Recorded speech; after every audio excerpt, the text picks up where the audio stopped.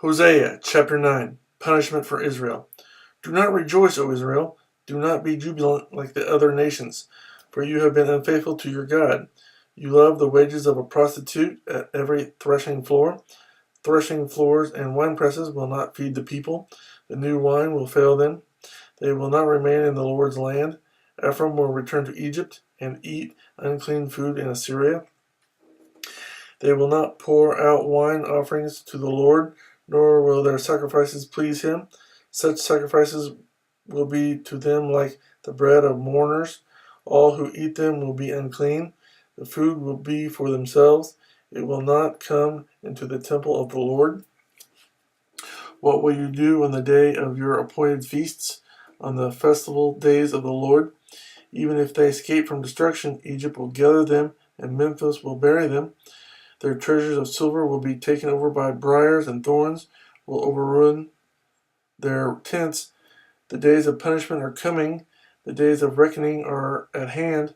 Let Israel know this, because your sins are so many and your hostility so great. The prophet is considering a fool, the inspired man a maniac. The prophet, along with my God, is the watchman over Ephraim, yet snares await him on all his paths, and hostility in the house of his God.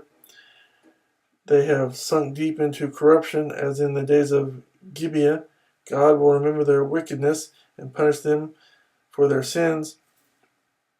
When I found Israel, it was like finding grapes in the desert. When I saw your fathers, it was like seeing the early fruit on the fig tree. But when they came to Baal Peor, they consecrated themselves to that shameful idol, and became as vile as the thing they loved. Ephraim's glory will fly away like a bird. No birth, no pregnancy, no conception. Even if they rear children, I will bereave them of every one. Woe to them when I turn away from them. I have seen Ephraim like Tyre, planted in a pleasant place, but Ephraim will bring out their children to the slayer. Give them, O Lord, what will you give them? Give them wombs that miscarry and breasts that are dry. Because of all their wickedness in Gilgal, I hated them there. Because of their sinful deeds, I will drive them out of my house. I will no longer love them. All their leaders are rebellious. Ephraim is blighted. Their root is withered. They yield no fruit. Even if they bear children, I will slay their cherished offspring. My God will reject them because they have not obeyed him.